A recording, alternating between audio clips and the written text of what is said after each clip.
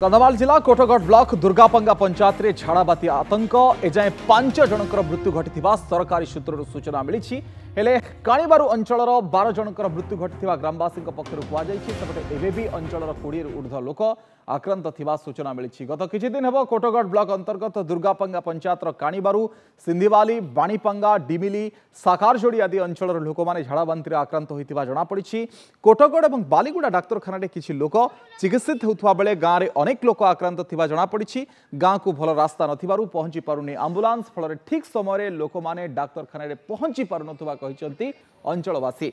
सेपटे घटना संपर्क में खबर पाई स्वास्थ्य विभाग 5टी टीम गाँव में पहुंची स्थिति अनुधान करने सहित रोगी को चिकित्सा करुवा कोटगढ़ चिकित्सा अधिकारी सूचना देइछंती। गाँव में विशुद्ध पानीय जलर व्यवस्था नथिबारु लोक माने नदी नाल चुआ पानी पी रोगरे आक्रांत होउथबा गाँ लोकंक निकटरू सूचना मिली। झाड़ाबाती आतंकर चित्र किभली भाबरे खटियारे लोक माने बुहा होउछंती तार चित्र 20 रु अधिक झाड़ाबांति आक्रांत होइछंती। कोटगढ़ बालीगुड़ा डाक्तखाना चिकित्सा भी चली।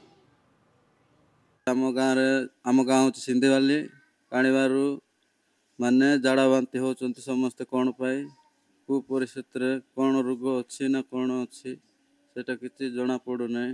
अदा लोक मरी सारे 20-22 जन मरी सारे आहरी पुणी आसुंच पेसेंट आ कोटगढ़ भी अच्छा मुनिगुड़ा भी अच्छा बालीगुड़ा भी अच्छा पेसेंट जाक।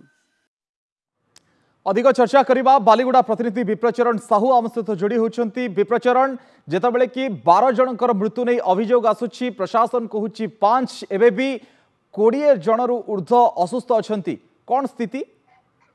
हाँ अविनाश देखो जदि कहवा गत किछि दिन धरी कंधमाल जिलार जो कोटगढ़ ब्लॉक उपांत अंचल रही दुर्गापंगा पंचायत पाखापाखि 5 ରୁ 7 गाँव में यह परिस्थिति देखा लगातार भाव में लोक झाड़ाबांति आक्रांत होता जहाँ सूचना रोचे किंतु अंपटे जदि कहवा डाक्तरी सूचना अनुसार 5 जनकर मृत्यु घटी गत काली सुधा जहाँ रेकर्ड करुच्ची किंतु गाँ लोकर जो अभियोग रोचे बर्तमान सुधा काणीबारू अंचल 12 जनकर मृत्यु घटी बेले आखपाख गाँव अनेक लोक मृत्यु घटी जहाँ गाँ लोक सूचना दौरान किंतु से घटना बर्तमान सुधा स्पष्ट होना किंतु गोटे पटे काणीबारू अंचल 12 जन लोक मृत्युवरण कर झाड़ाबांति रोग में जहाँ ग्रामवासी सूचना देते गोटे कथा कहवा अविनाश देखो जो काणीबारू अंचल रही दुर्गापंगार जो 5-7 खंड गाँ रही उपांत अंचल से गाँ को रास्ता नहीं जहाँफल कि मोटरसाइकेल जावाटा कष्ट हो जाती तेणुक गाँ को आंबुलांस पहुंची पारना। विभिन्न समय आप दृश्य देखुं लोक खटिया बोही मुख्य रास्ता को आने पड़ू लोक रोगी को यह परिस्थिति से कहीपर निहत भाव में जो स्वास्थ्य सेवा एक प्रकार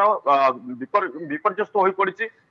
बर्तमान जहाँ सूचना रोचे घटना विषय खबर पाई स्वास्थ्य विभाग 5टी टीम गाँव में जाई लोक सूचना जो चिकित्सा करने कथा सतर्कता सचेतन कराउछंती एवं स्थिति अनुधान करुछंती। अविनाश अनेक धन्यवाद।